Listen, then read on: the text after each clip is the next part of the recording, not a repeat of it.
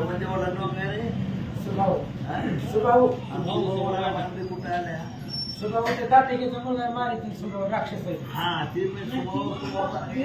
काय दुसरा स्वभाव आहे ती राजा आहे ती राक्षस आहे ती रामानं मारला की श्री गणेशाय नमः श्री सरस्वते नमः प्रभु श्री रामचंद्राय नमः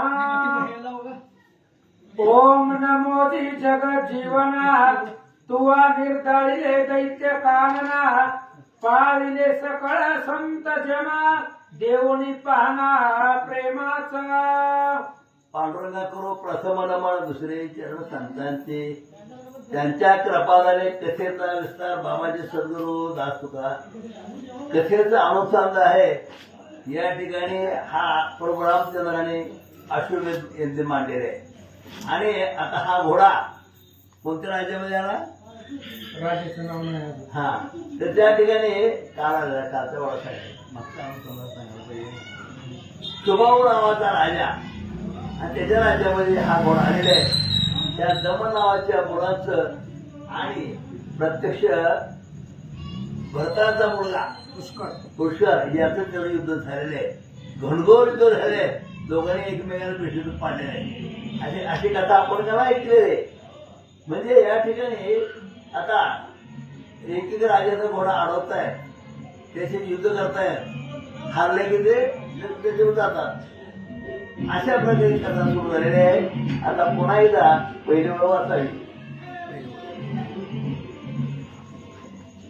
ओम नमोजी जगत जीवना तुवा निर्दळिले दैत्य कानना पाळिले सकळ संत जना देवणी पाना प्रेमाचा. अशा प्रकारे ग्रंथ करते मला देवा तिने आतापर्यंत काय केलं म्हणजे अनेक पुत्र मारले नाही का आणि संतांचं रक्षण केलं. असा तो परमात्मा परमेश्वर आहे. त्याबद्दल बोलू लागले. आई सदयाळ तू अससी नाम मात्रे जगा तारीसी तो तू परात पर ऋषिकेशी वससी मानसी भक्ताचा. अशावर हे ऋषिकेशी हे भगवंत आहे पांडुरंगा तू काय भक्ताच्या हृदयामध्ये आहे आणि दुष्टाचं निर्दळ करतो आहे नाही का आणि संतांचं रक्षण करतो. असा तो परमात्मा परमेश्वर आहे. ग्रंथ करते त्या देवाचं स्तुतिस्तव करतात. तारावे सकल जीव जंतू हा असे तव मनी हेतू म्हणून जगी अवतरलासी तू परिलोक नेनती. अरे बोले तो अवतार का घेतला जरा येताय धर्मश ग्लानिर्भवती भारत अभ्युत्थानावत धर्म म्हणजे ज्या ज्या वेळेला या पृथ्वीतलावर अराजकता मारते दुष्टांचा सहार वाढतो त्यावेळेला तुला अवतार घेतो आणि दुष्टांचा सहार करतो. असा तो परमेश्वर परमात्मा आहे. म्हणजे संतांचं रक्षण करणे साधू संतांचं रक्षण करणे आणि दुष्टांचं निर्धारण करणे हे तुझं कार्य आहे तुझं ब्रीद आहे. असा तो परमात्मा परमेश्वर आहे. त्याबद्दल बोलतात. तुझ विसरोणी श्रीरामा भुलले देह धनादी कामा म्हणून या निज सुख धामा न पावती कदा. अहो जे जे माणसं आहे ते देवाला विसरतात आणि देवाला काय आमचं चांगलं केलं म्हणतात आणि कुठेही देव म्हणतात. परंतु ग्रंथ तेव्हा देवा अरे बाबा तुझ्यामुळे सगळं केलं चाललेलं आहे नाही का तुझ्यामुळे सगळं चाललंय तूच करता आहे. परंतु जे दोष लावतात देव कुठं आहे काय वगैरे ते त्याला काही कळत नाही त्यांना पुढे आणि अशा प्रकारे ग्रंथ करते देवाबद्दल बोलतात. हो किती अपार दुखासी परिण ओळखिती तुझसी त्यासही तू तारीसी नाम मात्रे अंतकाळ. अरे देवा तू कसं म्हणले नाही का आयुष्यभर दुःख भोगतात तरी तू त्याला तो ताणतो नाही का ज्याने ज्याने आयुष्यभर त्रास केला आता कसं तारणं म्हणजे कसं आहे आज आपल्या काय जन्मात जरी नाही सुख मिळालं तर पुढच्या जन्मात सुख मिळण्याशिवाय राहणार नाही. म्हणून पुढची पुढा ऐकणं करणं काल कीर्तन होतं आपल्याला माहित नाही. सुंदर कीर्तन झालं त्या ठिकाणी म्हणजे अशा कीर्तन प्रवचन ऐका म्हणजे आपला पुढचा जन्म पुढे चांगला मिळेल. आज आपण ज्या संकटात पडलो आहोत जे दुःख आपल्या नेटवर आलंय ते मागच्या जन्माचं सर्व फळ आहे. म्हणून ह्या मानव देहामध्ये आपलं कल्याण करून घ्या आणि पुढच्या जन्मात आपलं सार्थ करून घ्या. अशा प्रकारे सांगू लागले. ऐसा तू पूर्ण दया घन म्हणून वंदित से चरण गताध्यायी वीर दमन वज्रघाते पडला आणि अशा प्रकारे परमात्मा परमेश्वर आहे सगळ्यांचं रक्षण करणारा, साधूचं रक्षण करणारा, दुष्टाचं निधन करणारा आहे. अशा प्रकारे ग्रंथकर्त्याने देवाची स्तुती केली आहे. आणि आता मागच्या अध्यायात काय, दमन नावाचा सुभाऊचा मुलगा, सुभाऊ राजा, त्याचा मुलगा दमन, आणि तो घोड्याने घोडा अडवला अशी कथा आपण काय की. आणि ते घोडा अडवल्यानंतर त्याचा पुष्कराचं युद्ध झालं नाही का. त्याच्या अगोदर कोण होते सेनापती, त्याचं युद्ध झालं, त्या सेनापतीला घायल केलं. अशा प्रकारे तर अशा प्रकारे तो दमन सुद्धा अत्यंत शूर पराक्रमी होता, एका राजाचा मुलगा होता. आणि आता पुढची कथा काय आहे का, पुष्करासी जय प्राप्त म्हणून सकळ आनंदित शेष म्हणे वत्सयन प्रत पुढे ऐके युद्ध कथा. आता भरताचा मुळ पुष्कर आहे, त्याने घरोघर युद्ध केलं आणि दमराजाला घायल केलं, पडू टाकलं, पारला खाली. म्हणजे एवढा पराक्रम भरताच्या मुलाने केला. आणि अशा प्रकारे पराक्रम केल्यानंतर त्याचं कौतुक होऊ लागलं, जे जगात होऊ लागला. पुढे काय झालं का, दमनाचे घायाळ वीर पळून नगरी येताती समुद्र अंगी वाहत असे रुधिर ऐसे राय देखिले. अशा प्रकारे पुष्कराने पराक्रम केल्यानंतर दमन घाबरून गेला, बेशुद्ध पडला, त्याला समज टाकलं आणि त्याचा सेनापती घेऊन चालला. त्याच वेळेला सैन्य सुद्धा रक्तबंबाळ झाले होते, लागले पळत पळाला. मुख्य राजा जर घायल झाला असेल तर बाकी दम काढत असतात, लगेच सगळे परत पळून चालले अशी कथा या ठिकाणी सांगतात. तयासी पुसे वृत्तांत तव ते कथिती राया प्रत दमन पडलासे मूर्छित सम्रांगण वज्रघाते. सुभाऊ नावाचा राजा आहे आणि त्याला वृत्तांत सांगितलं काय झालं म्हणजे, तुमचा मुलगा दमन आहे म्हणजे युद्धामध्ये घायल केला म्हणजे. कोणी केला, त्या पुष्कराने केला, भरताच्या मुलाने केलंय अशी बातमी त्या ठिकाणी सुभाऊला म्हणजे दमनच्या वडिलांना सांगितलं म्हणतात. अपार सेना पावली मरण आम्ही आलो जीव रक्षुण आता जावणी सावधान पुत्रा लागी करावे. आणि अशा प्रकारे त्या ठिकाणी काय झालं म्हणजे पुष्कराने फार परिणाम केला, आपल्या दमनाला घायल केलं, आम्ही पळून आलो, बरेचसे मारले गेले, आम्ही वाचलो, आता पुढचं काय करायचं तुम्ही ठरवा. सुभाऊ राजाला त्या ठिकाणी सांगू लागले. आईसे आई कोणी सुभाऊ राय म्हणे युद्धासी कारण काय कवने केला पराजय मम प्रतापी पुत्रा. सुभाऊ नावाचा राजा आहे, त्याला माहित नाही कशा युद्ध द्यायची नाही का. परंतु त्याला सांगितलं काय म्हणजे आपल्यामुळे काय घोडा पकडला म्हणजे प्रोग्राम त्यानं सोडला घोडा आहे तो त्याने पकडला आणि त्यामुळे त्यात युद्ध सुरू झालं. म्हणजे सुभाऊला काही माहित नव्हतं कशामुळे युद्ध झालं, काय केलं आपल्या मुलानं असं म्हटल्यानंतर तो वृत्तांत त्या सुभाऊला सांगू लागले. आई कोणी सुभाऊचे वचन वीर सांगते विस्तारोण अयोध्यपती श्री रघुनंदन त्याने अश्व सोडिला. आणि अशा प्रकारे त्या ठिकाणी सुभाऊचे जे प्रधान होते, सेनापती होते, त्याने सांगायला सुरुवात केली. अहो म्हणे रामाने काय केलं म्हणजे यज्ञ मांडला म्हणजे त्या यज्ञामध्ये घोडा सोडलेला आहे आणि तो घोडा आपल्या राज्यापर्यंत पोहोचला. आपल्या दमनाने काय केलं, तो घोडा पकडला म्हणजे. आणि घोडा पकडल्यामुळं मग त्यांचे सैन्य, रामाचे सैन्य होते ते त्याच्या अंगावर धावले. अशा प्रकारचा पराक्रम त्या ठिकाणी केला असं सांगू लागले. दमन वनी किड्या करिता अश्वपातला अवचिता तयासी धरिले तत्वता तव देखील मस्तकी. राजा सरकारमध्ये आपला मुलगा दमन आहे त्या ठिकाणी वनामध्ये खेळत होता.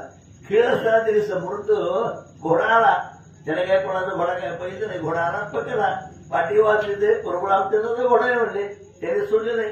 अशा प्रकारे अत्यंत अज्ञानाने त्याला काय कोण राम आहे काय माहित नव्हतं. आपण चाललेलं कोण राम काय नाही का, कोण राम कदम, कोण हरी जावत, राम कदम हरी सगळे आपले देवाचे नाव आहेत. मारुती आहे, महादेव आहेत, श्री पुत्री हीच देवाची म्हणते. अशा प्रकारे त्या ठिकाणी त्या राजाला कथा सांगू लागले. वाचोनी पाहिली तव सुते तव क्रोध आला तयाते मने रघुवीरेची आपण दे क्षत्रिय वीर म्हणावे की. आणि अशा प्रकारची पाठी वाचल्यानंतर काय स्वतः आम्ही मोठं समजून लोक पाठलेले मिळा म्हणा, आम्ही काय बरोबर नाही का, आम्ही शुर आहोत. आणि म्हणूनच दमनाने त्या घोड्याला पकडलं, घोडा बांधला आणि आल्या सेनेवर युद्ध केलं म्हणतात. नसे तुझ्या वीर जगती आईशी अभिमान भ्रांती तरी जाऊ तया प्रती पराक्रम आपुला. जमाला वाटलं की असं काय जगात काय राज मेले काय म्हणते आम्ही जिवंत ठेवले अजून आणि आम्ही का पराक्रम नाहीत का. आणि म्हणून दमननं काय केलं आपल्या आपण सांगतो बघा जेवढल्याला की दमननं काय केलं गेला आणि घोडा धरला पाठी वाचली बघू म्हणजे कोण काय करू दे कोण किती पराक्रम आहे बघू असं दमने विचार केला आणि पुढे काय झालं बघा.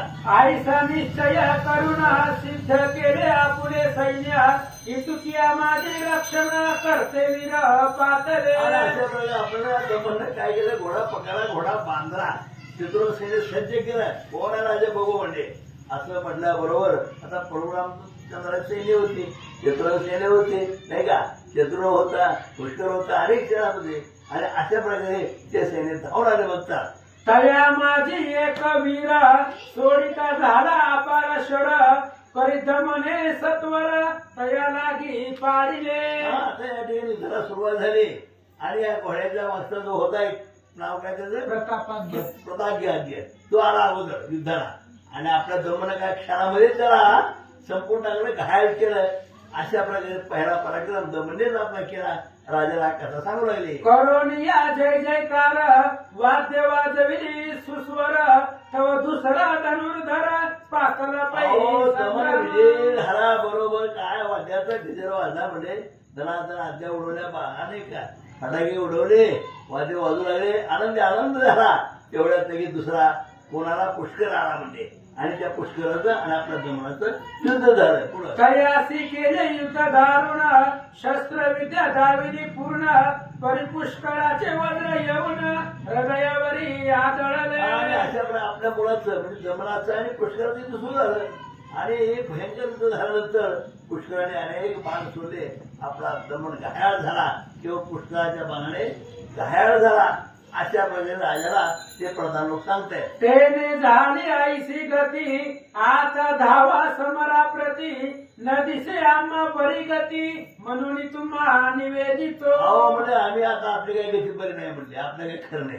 आता आपला मुलगा दमन बेशूत पडला आहे तिथं पराक्रम शिव सगळे आपली काही गती खरी नाही. राज्य सरकार काहीतरी विचार करा नाही तर तुम्ही चला युद्धाला म्हणजे काहीतरी होईल पराक्रम होईल. अशा प्रकारे सेनापती राजाला सांगतात. आईसे ऐकता भूपाळ खवळे जैसा प्रलया नळ वाटे जाळील कानन शत्रू लागी प्रताप. अरे हा तो राजाच होता आणि मुलाने एवढा पराक्रम केला मग त्यालाही राग आला. आता काय हरकत नाही बघू म्हणजे मीच बघतो म्हणजे कोण आहे ते म्हणून त्याला राग आला. त्याने दृष्टा दिला तसं प्रलय अग्नी भडकावा तसा हा भडकला नाही का. सापाच्या शिपटीवर पाय साप कसा चौथवतो तसा चौथळा आणि हा राजा आता युद्धाला निघाला म्हणतात. सेनापतीशी आज्ञा करी सिद्ध सेना झड करी माझ्या पुत्राशी त्रासित वैरी कैसा असे पाहिन मी. आता म्हणतो बघा त्याने म्हणतो स्वभाव म्हणतो कसला शत्रू आहे बघतो म्हणतो मी एवढा माझा पराक्रमी मुलगा असताना त्याला घायल केलं त्याला बेशूत मारला असा कोण वीर आहे मी जातो आणि बघतो असा विचार त्यांनी मनामध्ये घेतलेला आहे. ऐकून या राजवचन सिद्ध केले चतुरंग सैन्य राया कारणे रथ जाना सुते सज्ज पैकेला. राजा नाही ताबडतोब इतर तयार झाला आपलं छत्रपती तयार करा म्हणजे बघू मध्ये कोण किती पराक्रम आहे ते असा विचार राजाने केला आणि चतुर्सेने घेऊन स्वभाव नावाचा राजा आता युद्धाला निघाला. मग स्वभाव राजा रथावरी आरुडाला तेव्हा सत्वारी वाद्य वाजवणी एक सम्रांगणा चालिला. आता राजा त्या ठिकाणी युद्धाला आलेला आहे चतुर्सेने तयार झालेलं आहे.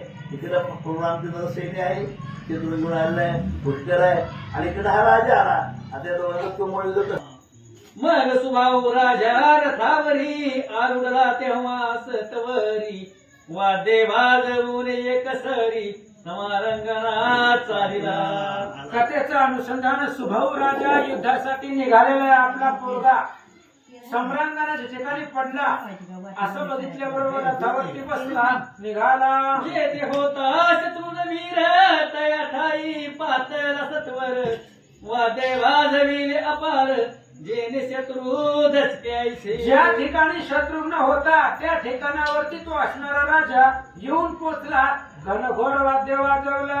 सुभाऊ गेला युद्धाची वर्तमान कळले भ्रात याची दुखे दुनाम अजयाची केली सिद्धता. सुभाऊ युद्धाला निघालेली बातमी त्याच्या भावाला कळली आणि सुकेतू त्याचं नाव होतं त्याच्या सुभाऊच्या भावाचं आणि दोघे भाऊ युद्धाला निघाले. ओ गदा युद्धा माझी निपुण तैसाच जाणे धनुर्वीर पूर्ण मल्ल विद्यास प्रवीण महावीर प्रतापी. आणि तू सुकेतू गदा युद्धामध्ये मल्ल युद्धामध्ये धनुर्विद्यामध्ये सगळ्यामध्ये प्रवीण होता. ओ वैसुणी रथावरी चाल सकळ सैन्य भारी तेव्हा रणवाद्याचे गजरी दुम दुम दे आकाश. आणि तू निघालेला आहे अनेक प्रकारचं वाद्य वाजवलं गेलं आणि त्या असणाऱ्या वाद्यानं आकाश दुमदुमून गेलं. तैसेच सुबाहूचे तनय देख चित्रांग आणि विचित्र नामक सिद्ध करून सेना सकळीक किरण लागता निघाले. तसेच सुभाऊ राजाची मुलं चित्रांक आणि चित्रनायक अशा प्रकारचे असणारे चित्रांग आणि विचित्र अशी त्यांची नावं होती. रथावर बसले निघाले. इकडे सुबाहू रायराणी मूर्छित पुत्रा ते पाहुनी गैवरून अंतकरणी मने कवने तुझ ताडिले. इकडे सुभाऊनं पाहिलं आपला मुलगा मूर्छित पडलेला आहे. पाहिल्याबरोबर त्याला उठवलं सावध केलं आणि काय बोलू लागला. पुत्रण बोले काही वचन मग वारा घाली स्वहात करून नेत्री उदक लावून सावध केले तयाते. मुलगा काहीच बोलाना म्हणून त्याला मांडीवरती घेतलं वारा घातला पाणी शिंपडलं आणि सावध केलं. तैसा उठावा निद्रेतून तैसा उठला तर क्षणी चारी दिशा अवलोकोनी मने वैनी कोटी असे. तसा झोपेतून उठावा तशा पद्धतीने तो असणारा दमन उठला आणि उठल्याबरोबर शत्रू कुठे आहे म्हणून शोधू लागला. कोटे माझे धनुष्यबाण धाव आता मज लागून किरण लागत घेतो प्राण आईच्या परी वदत असे. आणि उठल्या उठल्या दमनानं बोलायला सुरुवात केली. कुठे आहे म्हणले माझं धनुष्यबाण द्या आताच्या आता त्या पुष्कराला माझा पराक्रम दाखवतो. ऐकून पुत्राचे भाषण सुभाव आनंदाला पूर्ण म्हणे धन्य हा गमन वीर असे जगा माझी. आपल्या मुलाचं बोलणं ऐकल्याबरोबर सुभाऊ राजाला आनंद वाटला. जगतामध्ये हाच धन्य आहे असं वाटू लागलं. वज्रघात जेणे सोशिला पुनर्पिसावद होऊन वहिला शत्रू लागे बाहेर झाला आयसा वीर जसे कोटे. सुभाऊने विचार केला जण वज्राचा प्रहार सहन केला पुन्हा सावध झाला आणि अजून सामर्थ्याने शत्रूला बोलवतोय असा विचार करू लागला. तेने अवलोक केले पित्यासी मस्तक ठेवीत चरणाची आशीर्वाद दिला रायने. मग लगेच सुभाऊ त्या असणाऱ्या सुभाऊने दमनाला आलिंगन दिलं. आलिंगन दिल्याबरोबर काय झालं. मग तो सुवाह राय करी सेनापती अन्य करी क्रौंच व्यूरज सतवरी शत्रू लागी जिंकावया. सुभाऊनं आपल्या सगळ्या सेनेला आज्ञा दिली. म्हणले आता क्रौंच पक्षी ज्या पद्धतीने असतो चोच असेल पक्षी असतील त्या पद्धतीने विहर असा क्रौंच विहर निर्माण करा असं सुभाऊ सांगू लागला. आईची आज्ञा होत झालं त्याने रचना केली तर पूर्ण दया माझी मुख्य सुजान कोण कोण ते ऐका. आणि क्रौंच विहर त्या ठिकाणी रचलेला आहे निर्माण केलेला आहे. त्या विहामध्ये मुख्य मुख्य कोण कोण होते नाव ऐका. मुखाचे काही महावीर सुकेतू नामा रणधीर तैसाच कंठी धनुर्धर चित्रांग पुत्र रायाचा. आणि त्या क्रौंच विहाच्या तोंडाला सुबाहूचा भाऊ असणारा सुकेती होता आणि त्याच असणाऱ्या विवाहाच्या दुसऱ्या बाजूला राजाचा मुलगा चित्रांग होता. कंठाच्या बाजूला असं सांगतात. दोन्ही पक्षी दोन सूत दमन आणि विचित्र योजित उच्चे आपण सुभाऊ राहत मुख्य स्थान जाणून. आणि त्या पक्षा पद्धतीने विवाह रचलेला आहे आणि त्या असणाऱ्या पक्षाच्या तोंडाला दमन आणि विचित्र यांना त्या ठिकाणी ठेवलं आणि शिफ्टीच्या बाजूला स्वतः सुभाऊ मुख्य असणारा दरवाजा आहे त्या शेपटीच्या बाजूने सैन्य आतमध्ये येईल म्हणून सुभाऊ तिथं राहिला. सर्व सेना मिळून विहरचना झाली पूर्ण शत्रूने करून अवलोकन विचार करिता झाला. सगळे राजे त्या ठिकाणी सेना म्हणून ते असणारा क्रौंच व्यूह तयार केला. शत्रुघ्नानं पाहिलं काय म्हणतो, पुढे तयाचे वीर येऊन युद्ध होईल अतिदारूण तरी स्वतेजना लागून दत्तदास प्रार्थित असे. पुढच्या अध्यायामध्ये त्यावेळेस आता असणारे ती क्रौंच व्यूह रचलेला आहे आणि आता शत्रुघ्नाच्या सैन्यामधलं कोणती व्यूह भेदायला जात आहे ते लक्षपूर्वक ऐका. इथे श्री पद्मपुराणे पाताळ खंडे शेष रामाश्वमेध कौतुक निर्माण कुंडली कवरधारी विठ्ठल श्री ज्ञानदेव तुकाराम पंढरीनाथ भगवान